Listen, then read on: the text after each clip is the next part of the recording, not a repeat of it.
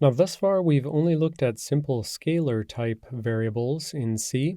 We're going to start introducing more complicated compound types, specifically arrays for now. So we're going to have an array of 6 long longs and then a single long B.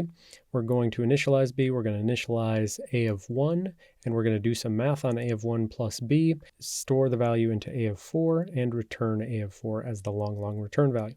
Now, for this code, I'm going to introduce the use of this fNoStackProtector option for the compiler.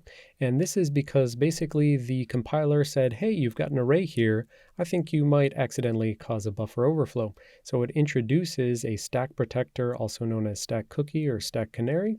It introduces that into the code, and that's going to make the code much longer. It's going to introduce new assembly instructions that we're not ready to cover yet.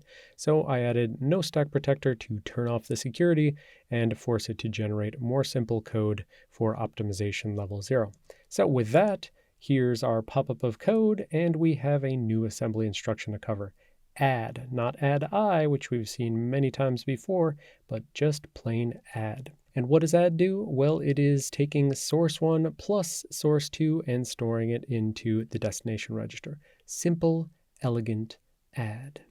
So for instance, x2 plus x3 into x1, that's how that would be read.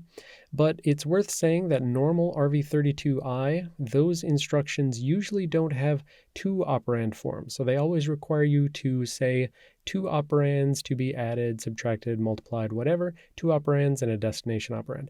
Whereas some other architectures like x86 may only require a source and a destination, and then implicitly the destination is also a source. So for now, for normal RV32I, we're going to have all three operands.